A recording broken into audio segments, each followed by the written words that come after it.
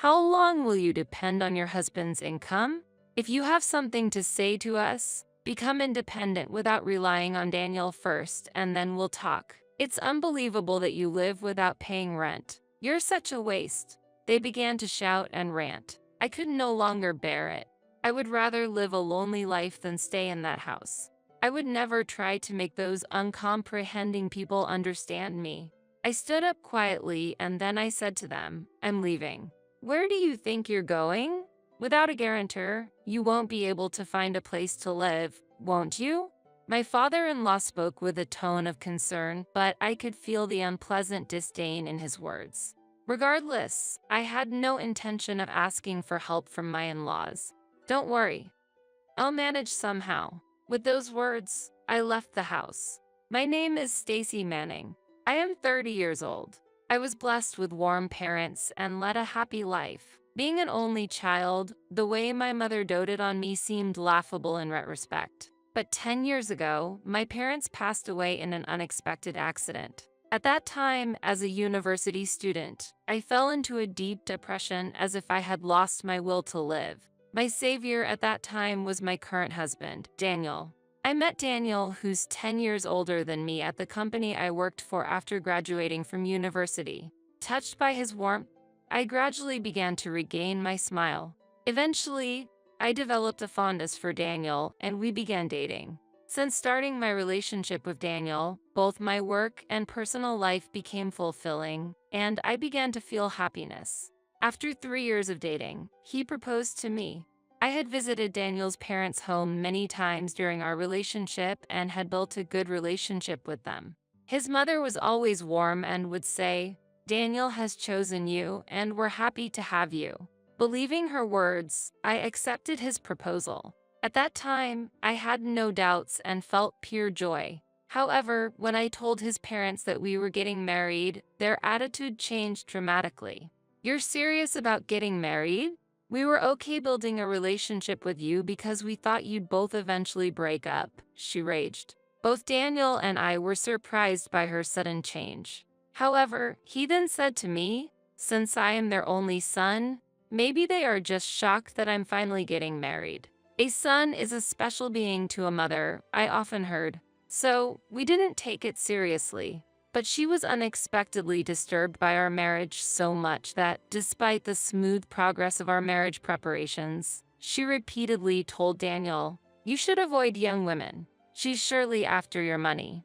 Women closer to your age or with more experience would be more suitable. Since she said that to Daniel many times, I figured out that she was indeed opposed to the marriage and did not think well of me.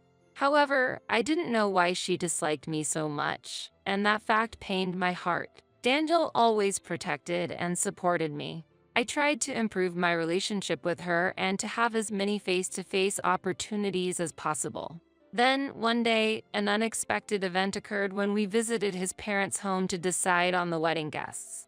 His mother calmly stated, no need for guests. You'll end up getting divorced soon anyway. Daniel stood up and appealed to her. Mom, please stop. You cared about Stacy so much until we decided to get married. Why would you say such a thing? Dad, say something, and sought support from his usually silent father. His father looked at us, cleared his throat, and spoke, with all due respect. I heard that Stacy was living by herself until she met you. We've been kind out of sympathy, but welcoming her into the family is a different matter. Having been living alone means there's no one to vouch for her character. I'm sorry, but love and marriage are different things. When I heard that, I felt as if I had been hit in the head with a blunt object. The sorrow of losing my parents was enough, but I never imagined that it would cause me to be treated this way. Daniel was also visibly devastated by those words and tearfully said, no one to vouch for Stacy's character? I have been by her side all this time. She is truly warm and kind-hearted. You both said so, didn't you? He appealed to his parents and then fell silent. My heart was also full of pain. Unable to endure the situation any longer, I eventually chose to part ways with Daniel. One day, around half a year after our separation, I unexpectedly ran into Daniel's mother at work. Daniel and I had worked at the same company, but we were in different departments, so our paths rarely crossed. Now that our relationship was over, I shouldn't have had any chance of meeting her, yet she came to my department asking, "Is Stacy here?" "Yes, I'm here. It's been a while. We need to talk." She approached me with a social smile, and my face stiffened with tension. "There's a bit of time left until the end of the day. I'll wait for you at the cafe outside." With those words, she left the room. In our department, many people come and go all the time, and no one pays much attention to any visitor. But the conversation she wanted to have might cause some troubles if someone were to overhear it. Unable to treat her rudely, I nodded in agreement. After finishing my work, I headed to the cafe where she was already drinking coffee alone. "You must be tired," she said with a forced smile as she saw me. "What's happening? Don't be so stiff. My husband and I regret the harsh things we said to you." "Really? If we were the cause for your separation with Daniel, forget about us. You two are free to decide on your marriage and everything else." I could not hide my surprise at her words. I had no idea what made her change her mind, but her intentions didn't matter to me. Since I still had feelings for Daniel, I was happy to hear those words. That night, I received a call from Daniel. It seemed he hadn't forgotten about me either, and after discussing about our future together, we ended up reconciling. The marriage plans that had been extinguished before were now starting anew. This time, however, his parents accepted me quietly. After starting a new life together with Daniel, I felt the warmth of my parents-in-law and was fulfilled. However, sometime after the marriage, I overheard my mother-in-law talking on the phone. Yes, he married that orphan. For now, everything is going smoothly. I stopped in my tracks. She was using the word orphan. It was the same term she used when she drove me out of the house. I felt bitterness in her words as she used it in her phone conversation then. Unaware that I was listening, my mother-in-law continued her conversation. "I thought an older woman would be better, but as you said, a young wife requires less care. An older woman would also increase the risks of miscarriage. So it's also reassuring in that sense. We took her in despite having been living alone, so she must take good care of us." It seemed she was talking to a friend, but it didn't matter who the other party was. I felt a deep betrayal and despair at her words. My mother-in-law had not truly accepted me. It seemed she had deemed me a usable entity based on a friend's suggestion. Even from that short conversation, I could discern the truth and felt unimaginable sadness. But Daniel believed that his parents had repented their previous actions and had accepted me. I wanted to avoid hurting him, so I decided to keep this fact to myself. Since then, I've maintained a reasonable distance with my in-laws. You can rely more on Mom for housework. Dad will help right away even if it's just to change a light bulb, Daniel would say kindly, but I didn't want to be indebted to my in-laws. "Don't worry, I can handle such things myself." I would decline his suggestions politely every time. A year passed, and as we entered our second year of marriage, we were still working together and living with his parents. In the midst of our changing daily life, an incident occurred while Daniel was away on a business trip. For the first time, it was just his parents and I living together, and I had no parental home or place to return to. With no escape, I reluctantly welcomed the night. The dining table, usually surrounded by 4, was now set for 3, and the atmosphere was clearly different from usual. And it was a certain remark from my mother-in-law that accentuated this unease. "Stacy, I find it difficult to ask when Daniel is around, but when are you all going to have children?" "Yes, about that. It's a blessing we haven't been able to receive yet." I had anticipated that question someday, but still, I was taken aback by such a direct inquiry. "You contribute nothing to the household finances, and you don't have any children. I can't see the point of having welcomed you into this house." Seeing my timid demeanor, my mother-in-law expressed her anger. I couldn't say a word back to her. In the past, childless women were called useless and could be driven out of the house. My father-in-law, despite his gentle tone, showered me with harsh words. I just kept silent and continued my meal. However, Perhaps my lack of apology or rebuttal displeased her. In her anger, she stood up and threw the apron I had worn out of the window. I was just dumbfounded by her sudden action. But her bizarre behavior did not stop there. She went around the house, grabbing my belongings at random, and threw them out of the window right before my eyes. Why do you buy such expensive aprons and kitchenware when your cooking skills are mediocre at best? Really? What do you think of Daniel's earnings? Her action of throwing out my belongings was clearly irrational. Yet, she seemed completely unaware of her abnormal behavior. After discarding everything, she said with satisfaction, "We really should have never welcomed an orphan like you into our home. Your silence means your parents must have left this world without giving you proper upbringing." I had remained silent for a long time, but I could not endure those words and expressed my anger. I slammed my fork down on the table and glared sharply at her. Seeing her flinch for a moment, my father-in-law then scolded me loudly as if to back her up. "What are you doing, Stacy? Your attitude is unacceptable. Be grateful you have food to eat. That's only possible because Daniel is here." He continued, "That's right. How long will you depend on your husband's income? If you have something to say to us, become independent without relying on Daniel first, and then we'll talk. It's unbelievable that you live without paying rent. You're such a waste." In response to my defiance, both of them began to shout in anger. I could no longer bear it. I would rather live a lonely life than stay in that house. I would never try to make these uncomprehending people understand me. I quietly stood up. Then I said to them, "I'm leaving." That night, I started preparing to move out. I went out to the garden, picked up my belongings one by one, dusted off the mud on their surface, and packed them in my bag. My in-laws just watched me pick up my things. Their faces seemed to mock me, but they said nothing. The next day, I left the house with my belongings. "I'm leaving. I don't know where you're going, but until the divorce is official, don't cause any trouble," she said. I don't know if that was an appropriate farewell to a daughter-in-law leaving the house or not. However, instead of responding, I simply stood there silently. "Where are you going? Without a guarantor, you won't be able to find a place to live, won't you?" He spoke with a tone of concern, but I could feel the unpleasant disdain in his words. Regardless, I had no intention of asking them for help. "Don't worry. I'll manage somehow." With those words, I left the house. Then the night came. "Stacy, where are you?"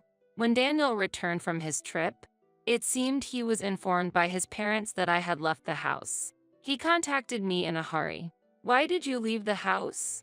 If you have any problems with me, why don't we talk about it? Let's discuss this properly." "What are you talking about? There's nothing wrong with you. The truth is, I was forced out of the house by your parents." "What?" Daniel was silent after hearing my story, obviously surprised. No doubt, his parents must have told him that I left on my own accord. We decided to meet and talk. Even if I was determined to get a divorce, we should at least discuss it face to face. When we met up at the range place, I opened up to Daniel about the way his parents had been treating me. It must have been hard for him to accept the fact that his seemingly warm parents actually did not accept me at all. Still, he believed me. "I'm sorry I didn't notice the tough time you were going through," he said with tears in his eyes. My heart ached to see him like this. He was a victim too. His happiness was threatened by his own parents.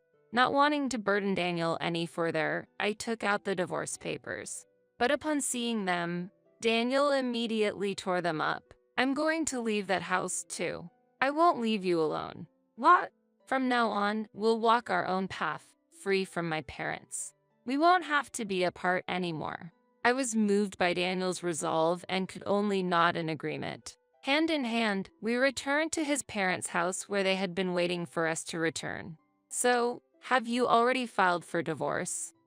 My mother-in-law asked Daniel sarcastically upon seeing me. "Did you come back to pick up your stuff? Well, you're still young. You'll find someone else." My father-in-law's words might have been intended as encouragement, but their insensitivity was exasperating. Daniel spoke up boldly. "We're not getting divorced. I'm starting a new life with Stacy. So, we're leaving this place. His parents were shocked and outraged at his declaration. Leave? Why would you leave for someone like her? Mom, how did you even think of driving Stacy out of the house? I can't understand you at all. Upon hearing his retort, she gasped and was at a loss for words. I think it's inhumane to trample on everything Stacy has done for this family. I can't call such people parents. Daniel criticized them with even more vigor. Overwhelmed by his strong tone, my in-laws laughed mockingly as if to tease him upon hearing his words. Ha ha ha. Everything she has done, you say? I have no personal ill will towards Stacy, but to say that she's been supporting us is an exaggeration. Honestly, whether she's here or not makes no difference. That's right. If anything, we've been taking care of her all this time. Indeed, Stacy hasn't been putting her salary into the household, hasn't she? She's just been eating away at your earnings. As they continued to ridicule me, Daniel grew increasingly angry with every word. What are you talking about? Who's been spending Stacy's savings? What? Daniel, I tried to stop him, but he wouldn't be stopped. The living expenses here have all been covered by Stacy. I've been saving my income for the future to be used when we would need to take care of you both. Stacy said this arrangement would make you both happy. Daniel repeated the words I had said at the beginning of our marriage. She promised to take on all the living expenses, and it's thanks to her that we have what we do now. How can you say such things? He emphasized. At this, my parents-in-law looked at each other. As if she couldn't believe it, his mother retorted, "Oh, that can't be true. I heard that Stacy has been saving all her salary." Furthermore, his father said, "You're saying we can live on her salary alone? That's ridiculous. You've been poisoned by Stacy's words and become a pathetic son." They were screaming in frustration. I couldn't help but feel angry at those words. What Daniel's saying is true. I kept silent out of consideration for the two of you, but I cannot stand by while he is made out to be the villain. Stacy, the truth is, the living expenses were being managed from my parents' inheritance. My father owned a lot of real estate, so even now, we still have rental income coming in. I've been using those funds for our living expenses. It seemed that my in-laws were at a loss for words at this revelation. Their faces turned pale. Their mouths agape. They seemed to be struggling with how to cover up their own blunder. So that's how it was. We didn't understand anything. My mother-in-law tried to laugh it off with a desperate smile toward me. However, that contrived smile was distasteful to me. I thought her angry expression earlier was better than her hideous smile. However, there will be no need for that from now on. Daniel and I will leave here, so you two should just take care of yourselves. With that, wait a minute. As we tried to leave after saying what we wanted to, my father-in-law dropped to his knees to stop us. However, Daniel coldly rejected his father and said, "I had hoped that you both would change. This is truly sad." Afterward, I led Daniel to our home. The house I moved into is also one of the properties I inherited from my father. The luxurious house, worth $3 million, had been rented out to a famous person overseas until recently. The celebrity had just finished her activities in the US and returned home, and the home cleaning was completed, making it ready for us to move in right away. The day I was driven out by my in-laws, I decided to live in this house and obtain the keys from the real estate agent. I had heard about it, but it really is a wonderful house. This was Daniel's first time visiting, and he was very pleased. Then, we started a happy life together. However, my in-laws somehow found our address and one day suddenly visited us together. Stacy, when I got home, there was my mother-in-law calling my name. I recognized her immediately, but I had no time to hide. The bad weather and rain impaired visibility, and although she called my name, it took me a while to locate her. Meanwhile, they hurriedly approached me. "Mother, I'm so glad." I was searching around here, thinking it must be near. It seemed they had made it this far relying on the address, but they couldn't find the actual house. But more than their appearance, I was concerned about the luggage they carried. My mother-in-law had a large tote bag, and my father-in-law carried a suitcase. Noticing my gaze fixed on their luggages, my mother-in-law looked down at her tote bag. "Oh, this? Actually, we just got back from a trip and bought some souvenirs." Could that really be the case? As I continued to stare silently at them, both of them started speaking apologetically. "We truly regret our actions. That's why we want to apologize properly again." It's true. My father-in-law also apologized. Whether their attitudes were sincere or not, I couldn't be harsh to people who were apologizing in the rain, carrying heavy luggages.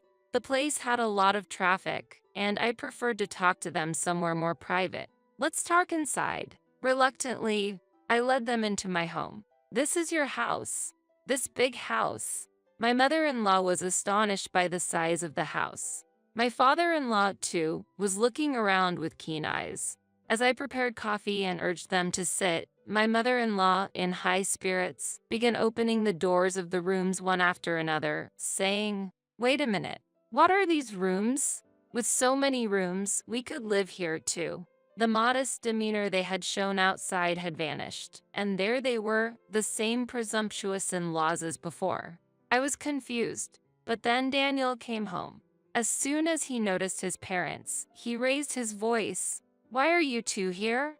and approached them. "Daniel, don't be so angry. We just came to talk. There's nothing to talk about. Please leave." "But you're our son, aren't you? We can live together, can't we?" When my mother-in-law began to say such things, I was disappointed. The apology was nothing but a lie. From the beginning, my in-laws came seeking to live with us. I was deceived by their act and let them into the house too easily. Disappointed in my own carelessness, I looked at Daniel. The three were discussing in the hallway, away from the rooms in the house.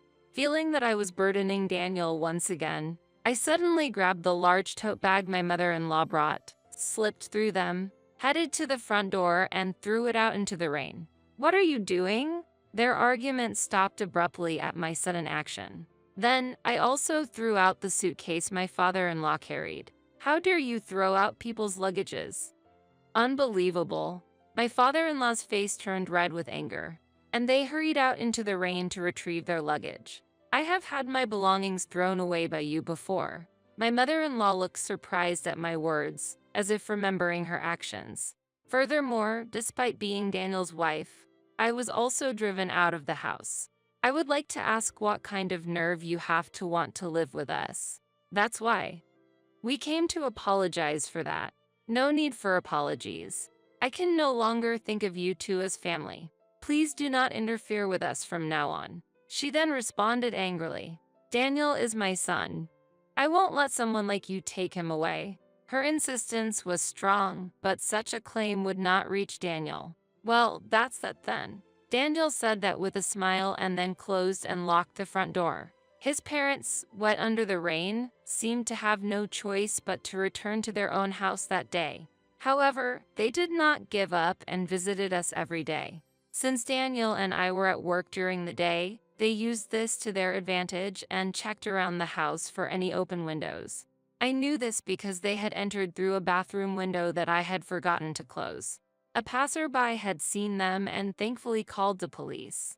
We also had a contract with a security company, so Daniel was immediately notified as the contract holder. The security company contacted me. "It seems there's an intruder at home." Daniel immediately informed me, and we both rushed home. When we arrived, there were already police cars and security company vehicles parked, and many onlookers. We are not thieves. In the midst of it all, there was my mother-in-law being let out by the police. Daniel and I were just dismayed at the sight of her resisting and raising her voice. Daniel, tell the police we are not suspicious people." My mother-in-law called out to Daniel upon seeing us. The police approached us and asked, "Are you the owners of the house? Do you know this person?" Daniel then deliberately answered in a loud voice, "Yes, I am the owner of the house. I would like you to thoroughly investigate what intentions this person had for entering." After he replied calmly, my mother-in-law showed a look of despair. Daniel didn't confirm whether he knew her or not to the police officer. Following his response, the police officer led my mother-in-law toward the patrol car. My father-in-law followed. He avoided eye contact with us, and Daniel didn't try to look at him either. Eventually, both of them were put into separate patrol cars and were taken away by the police. They claimed they didn't steal anything and just wanted to rest in the house. Daniel was shaking with anger, but I decided to use this opportunity to ensure that we would never be involved with them again, and agreed to withdraw the complaint. Since then, my in-laws have kept their promise and haven't come to our house. One peaceful day, sometime after we could live peacefully, I saw my father-in-law being scolded by an older lady while working part-time at the supermarket. It seems they couldn't make ends meet without working.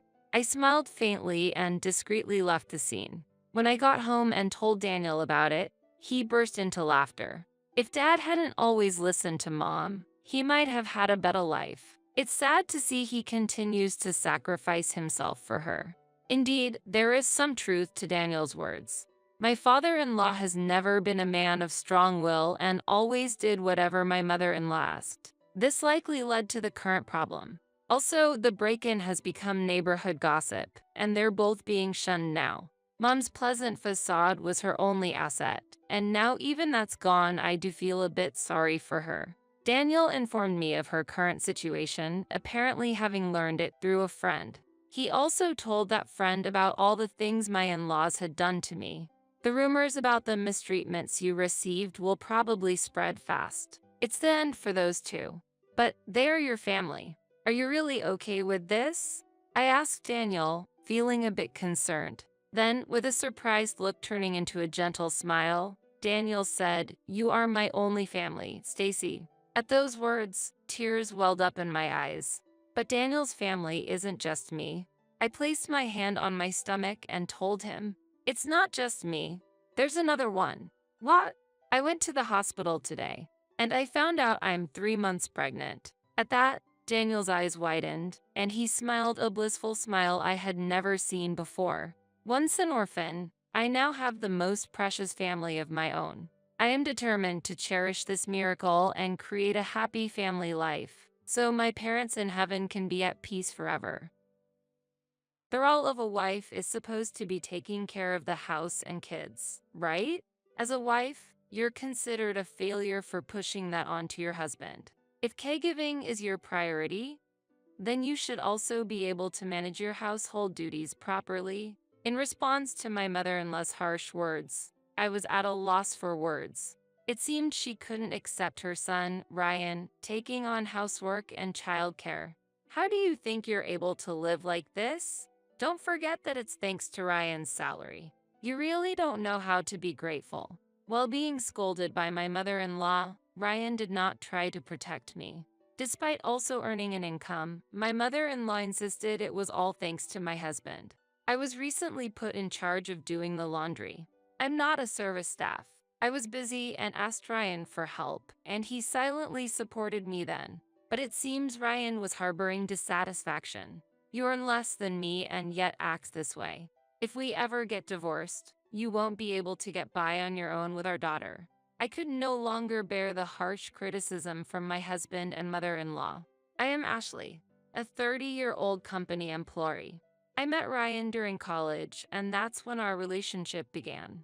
We both started to work and, being at the right age, proceeded to get married. Eventually, our daughter was born, and I changed jobs to escape irregular working hours after giving birth.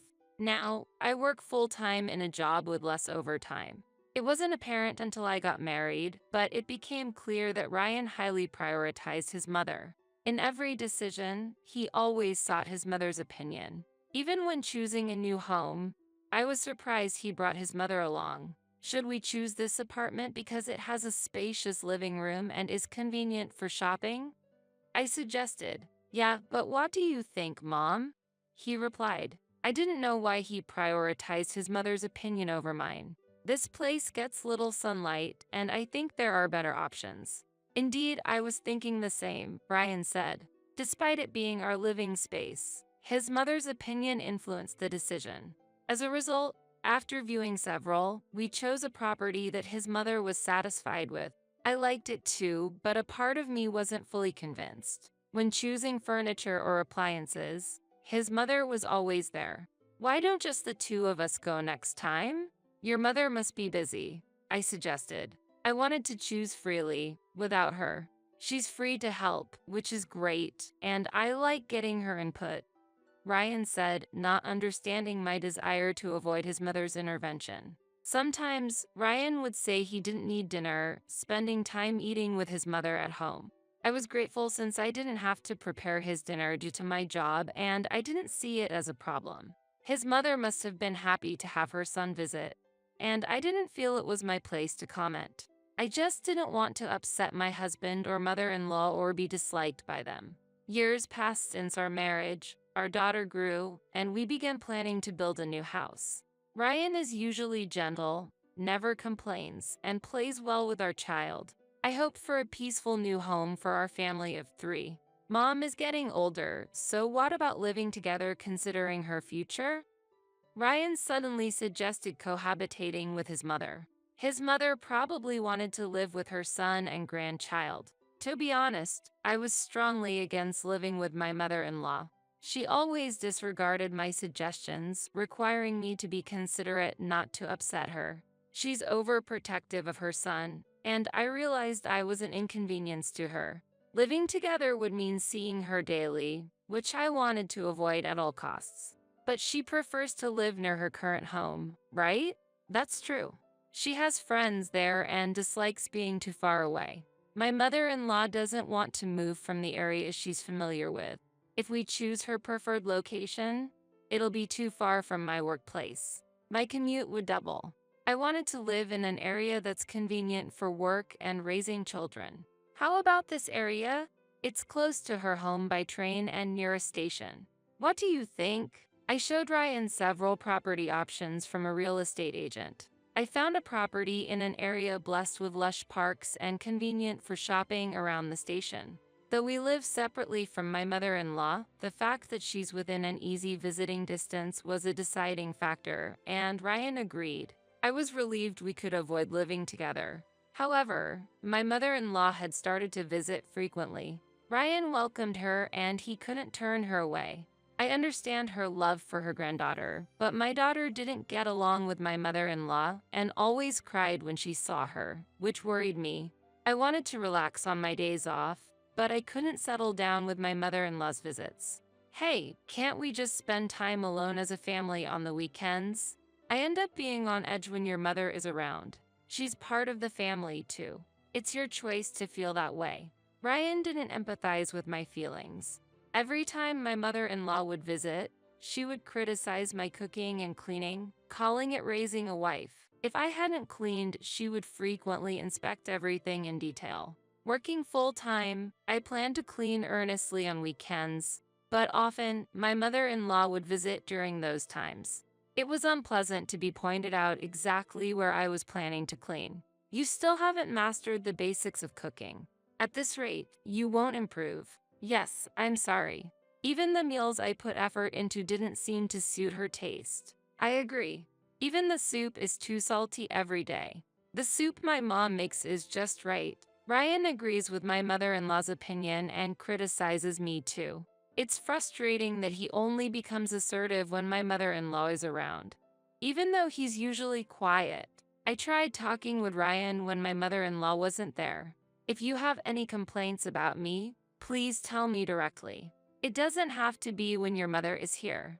That doesn't help when it's just something that came to mind while talking with mom. Ryan became slightly sulky and disgruntled. It's often difficult to convey my desire for solidarity as his spouse.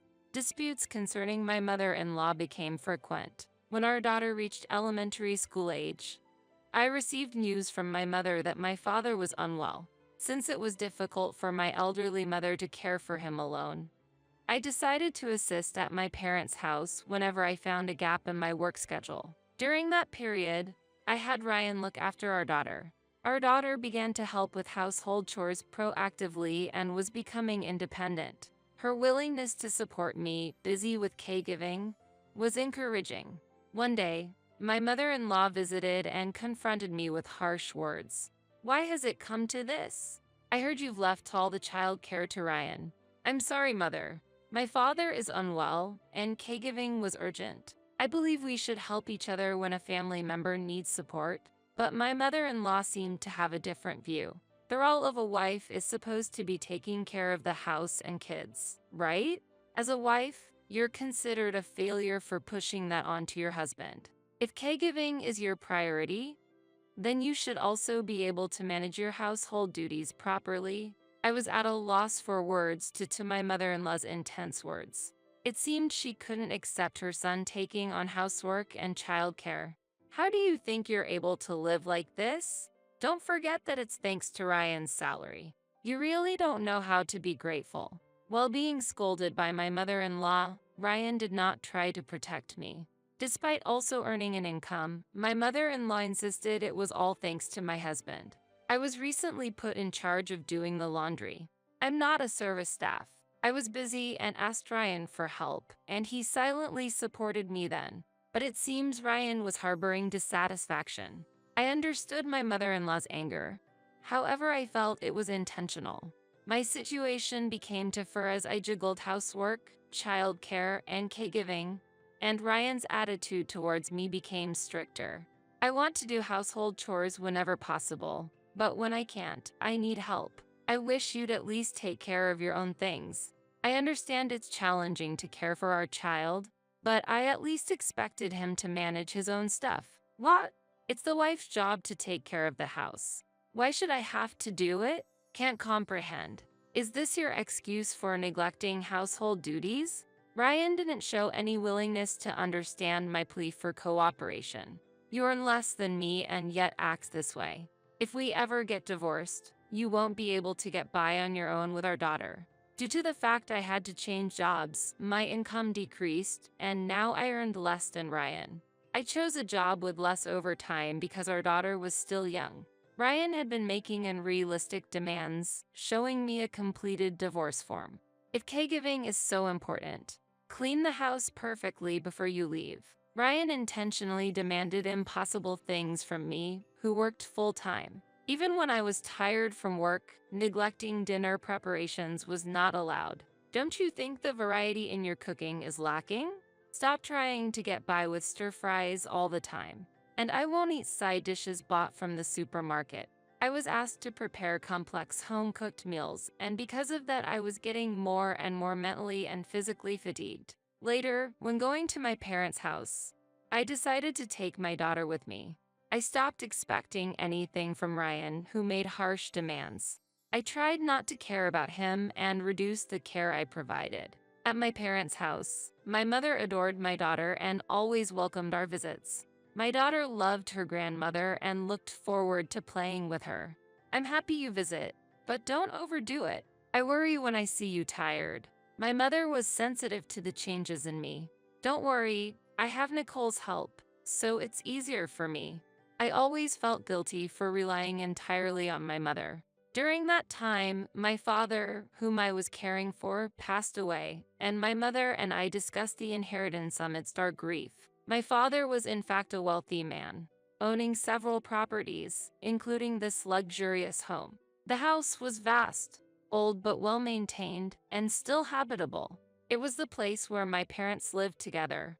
I remember Ryan being impressed by the luxury of the house when he came to propose. The location was convenient for transport and in a highly regarded resort area. The area, boasting rich nature and open views, held special meaning for my parents. I thought my mother would continue living here, but she said, "This house is too big for one person." Indeed, managing this large mansion might have been difficult for my elderly mother. In the end, I took over the house, and my mother moved to a convenient apartment purchased with the inheritance. After my father's funeral, sorting through his belongings and dealing with the inheritance, I spent time in the mansion with my daughter while progressing with work. I relied on my mother and daughter for shopping, and while I was working alone, my mother-in-law and Ryan suddenly appeared. "What brings you here so suddenly?" I asked, and my mother-in-law, while touring the house, said, "I heard you inherited this splendid house. It's spacious, so there's enough room to live together, she said. What? I asked back, not understanding what she meant. From now on, we'll live here together. I'll properly train you to be a wife, my mother-in-law declared cheerfully. Training to be a wife? I almost laughed at those words. I looked them straight in the eyes and said, wife? But I'm single now. Huh? What are you talking about? They were puzzled by my words. I filled out the remaining part of the divorce form and submitted it, so we're technically no longer related. Unfortunately, there's no wife for you to train anymore. What? How can you think that's acceptable? They said. The moment I announced the divorce, their faces showed astonishment. They probably didn't expect me to actually file the divorce form.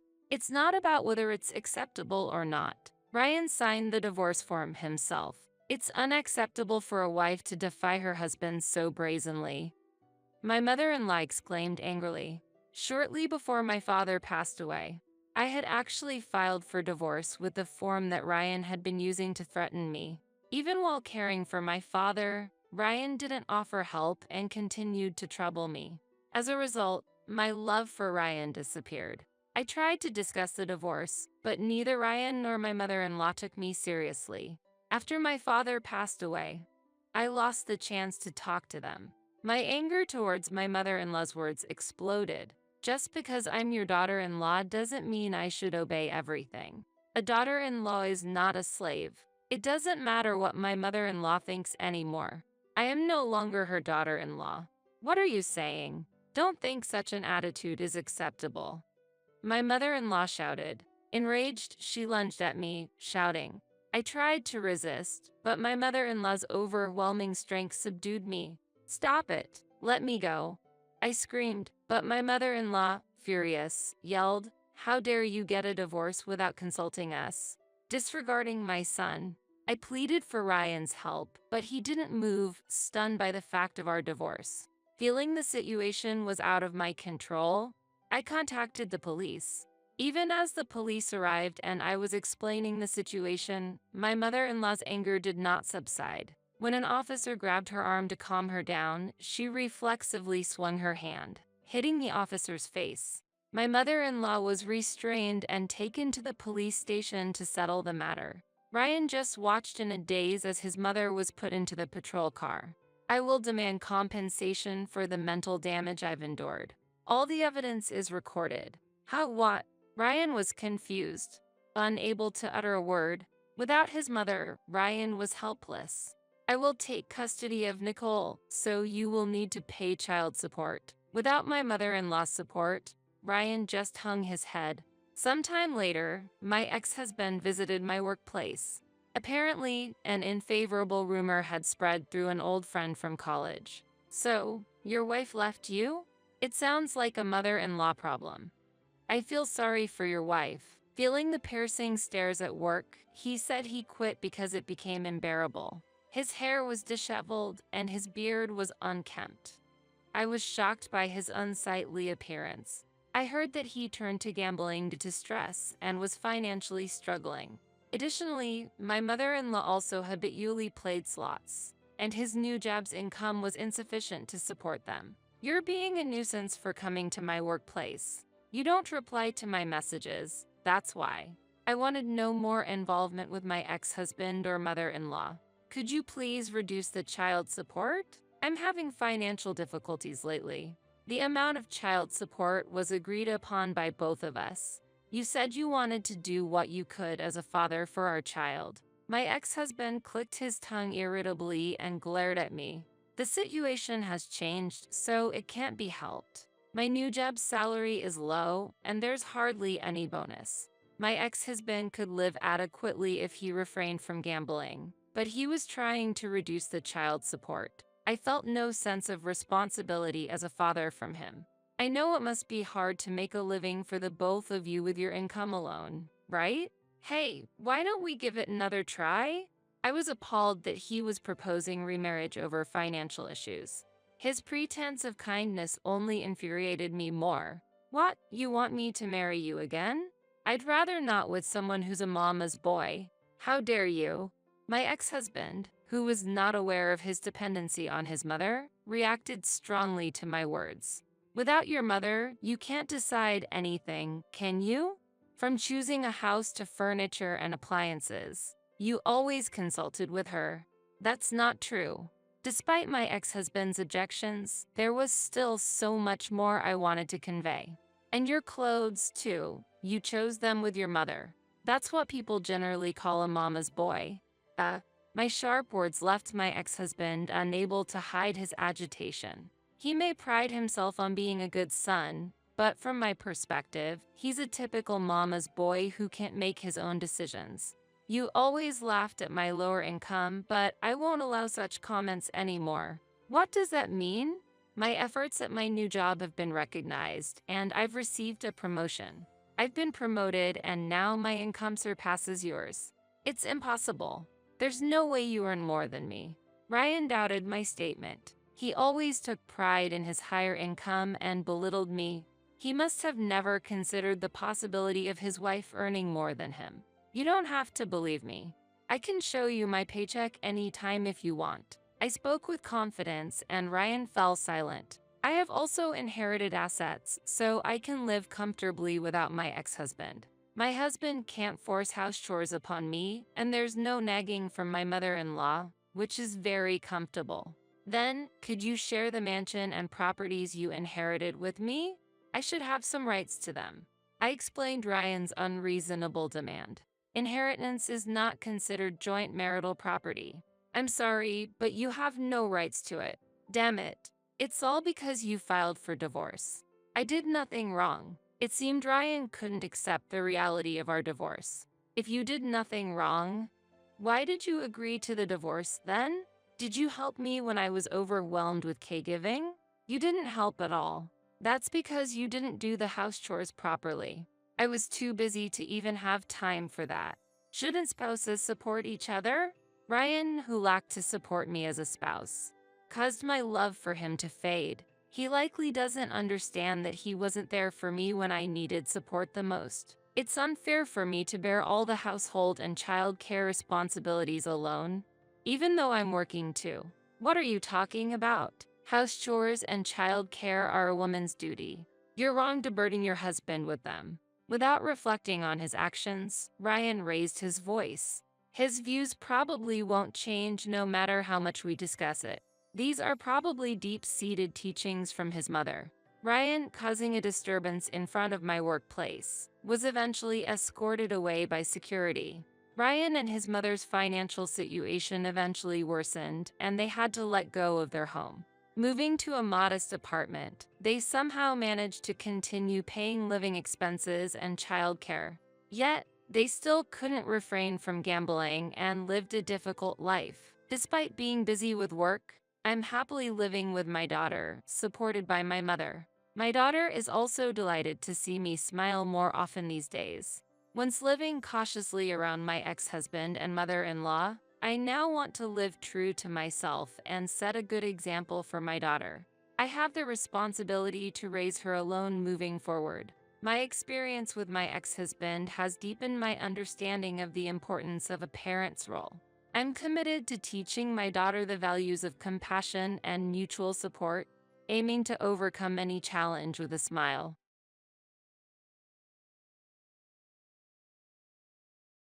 I have no intention of being with someone like you. Don't rely on me anymore. You are just a waste of resources. Stop leeching off me. I cannot forgive this. To think that I dedicated myself to you for over 20 years. Although I was furious at my husband's words, the possibility of divorce seemed surprisingly favorable to me. Make sure you won't regret leaving me. Haha, don't be ridiculous. I don't want someone like you. You will understand in time. I will make you regret what you said. Just you watch. I am Gina, a 54-year-old housewife. I have been married to my husband, Danny, for over 20 years. We may seem like a happy couple on the surface, but that is not the reality. We are just a couple on paper, unable to divorce and merely living together. The man who was kind during our dating days changed after marriage, becoming dominant at home. I feel that our children are the only thing that's still holding our marriage together.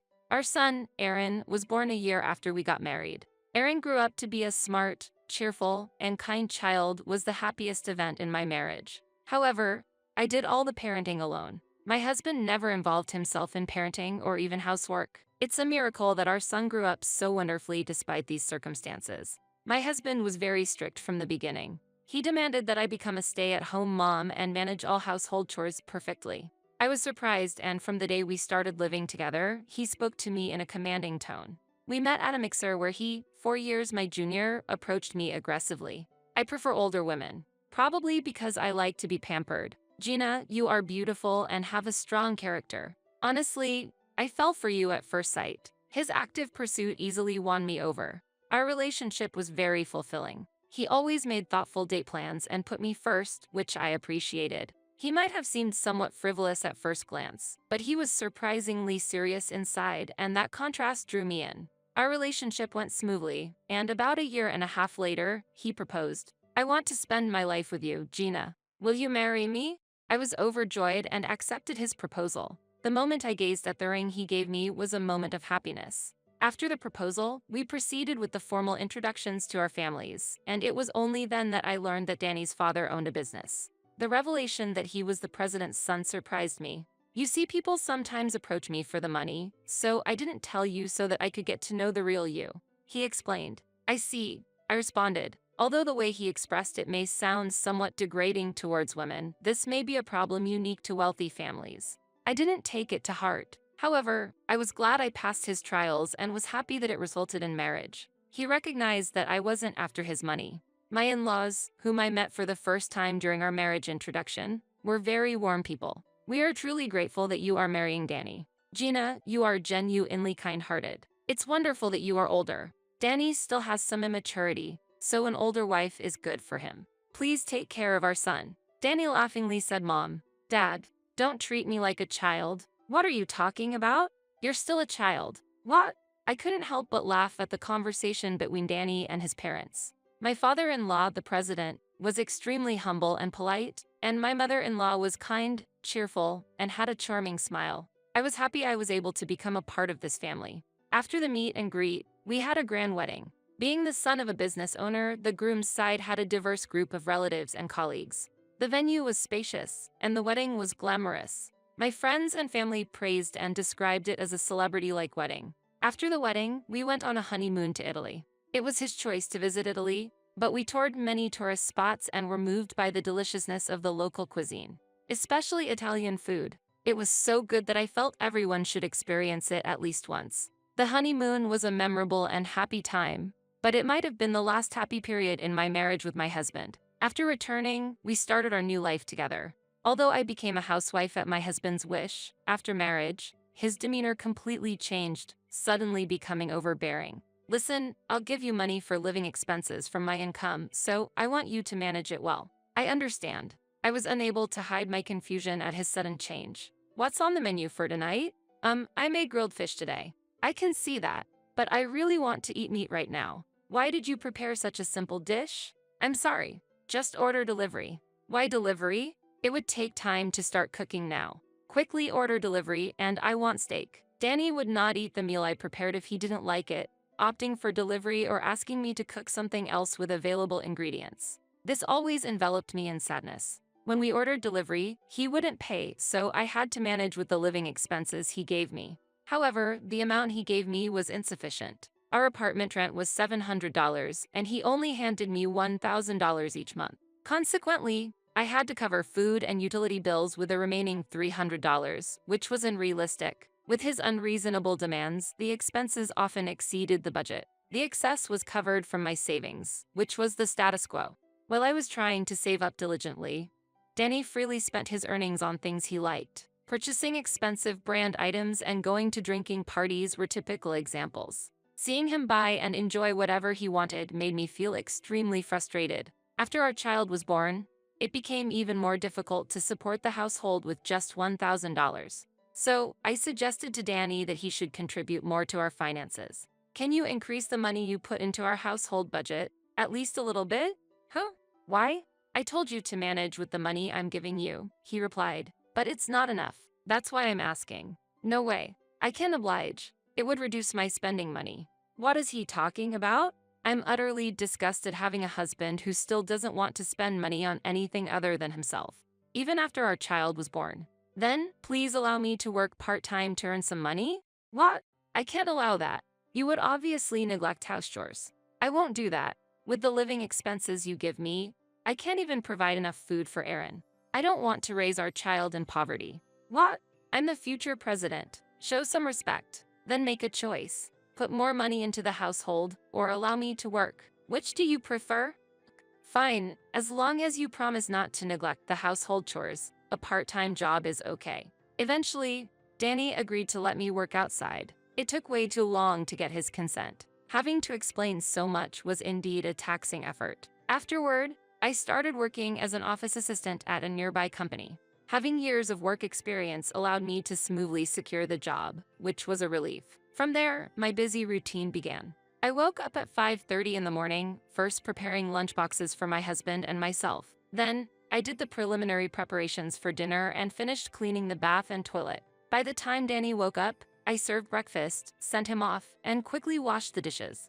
Next, I took our son to daycare and then rushed to my workplace. My work ended around 3:30 p.m., after which I picked up my son, did some shopping, and returned home. Since I completed most household chores in the morning, I just did some cleaning and laundry in the afternoon, starting dinner preparations to have everything ready by the time Danny returned. Although I hardly had any rest, I was satisfied knowing my son was eating healthy meals. The interaction with my son and his smiles healed my fatigue. Danny hardly participated in housework or childcare, but I didn't have high expectations from the start. Nevertheless, a part of me wished he would spend more time with our son. In the end, Danny never showed any interest in parenting. Despite his overbearing behavior at home when in front of his in-laws, he acted as if he's really close to me and my son, which made me see him as a coward. I was initially worried that my in-laws might be like Danny, given his drastic change from our dating days. However, when we visited them after getting married, they treated us with the same warmth as before.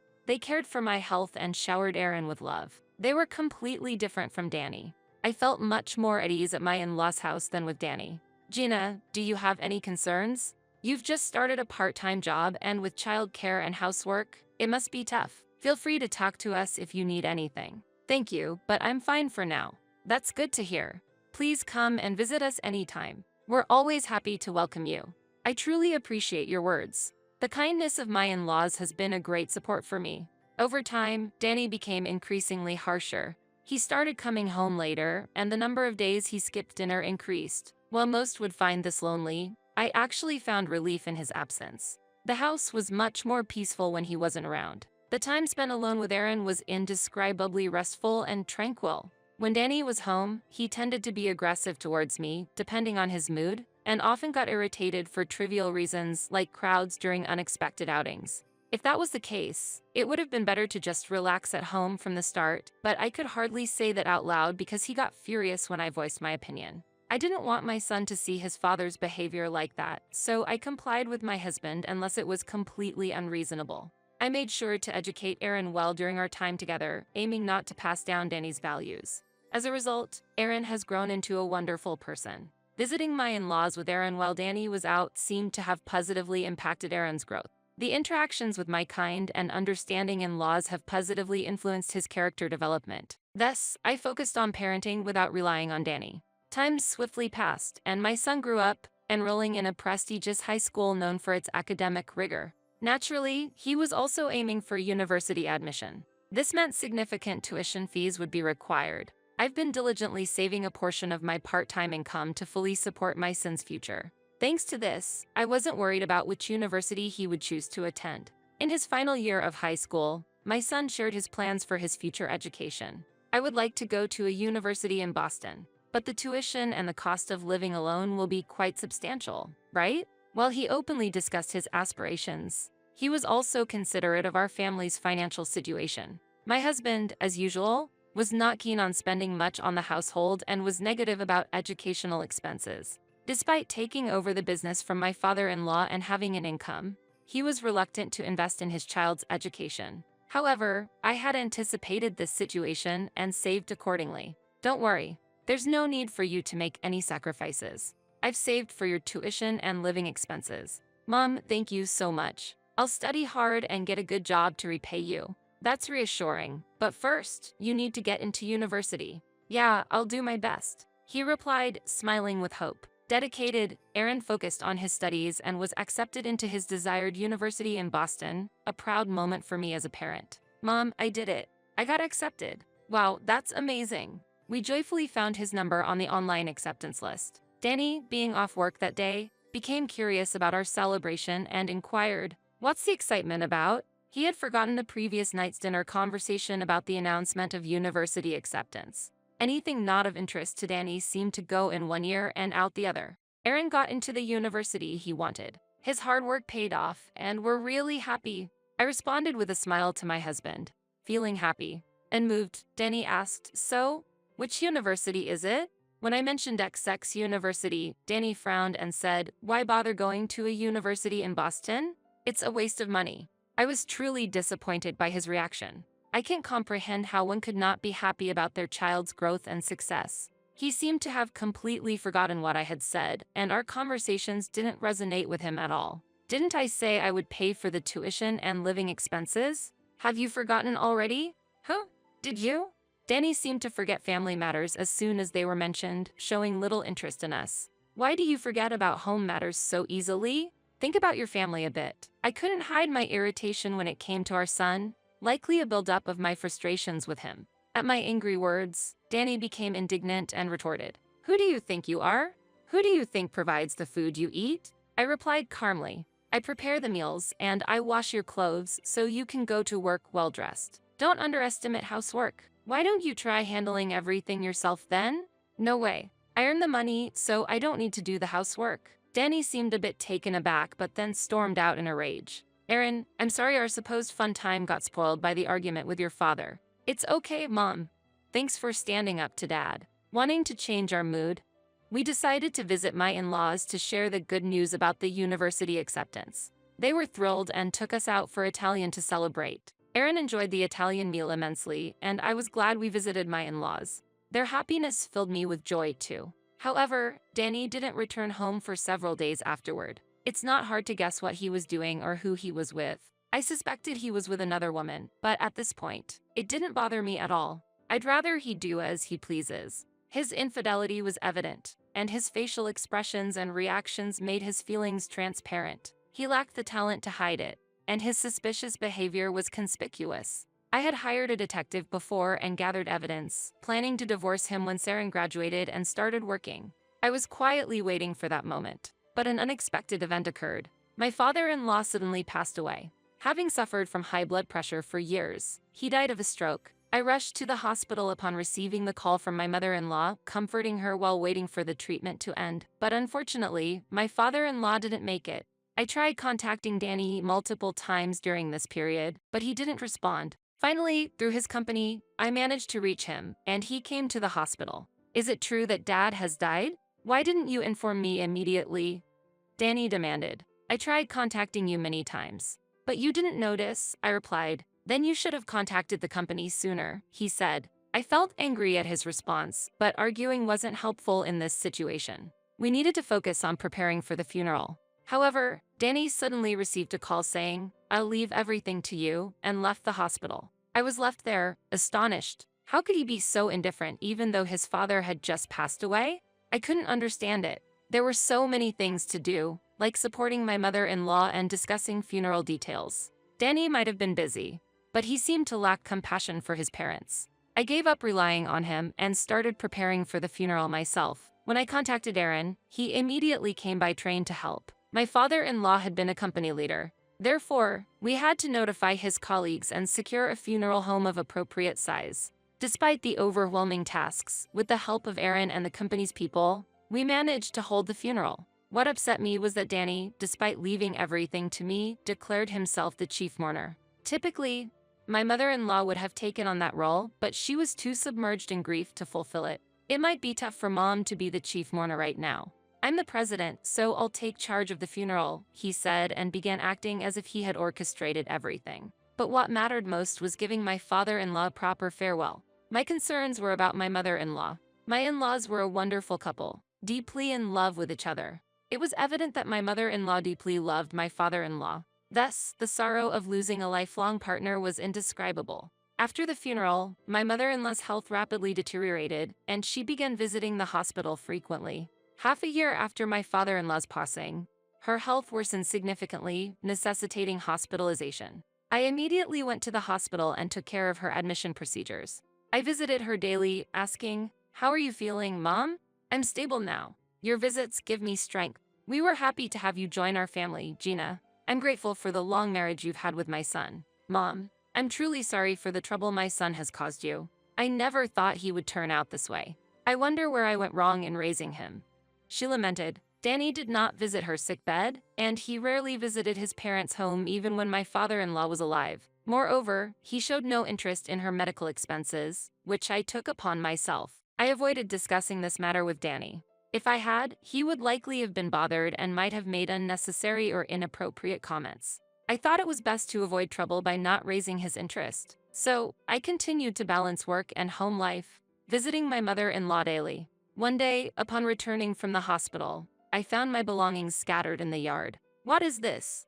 I wondered in confusion. Rushing inside, I found Danny standing there. "Welcome back. You've finally returned. What is this? Why are my belongings outside? I'm kicking you out of the house." "What?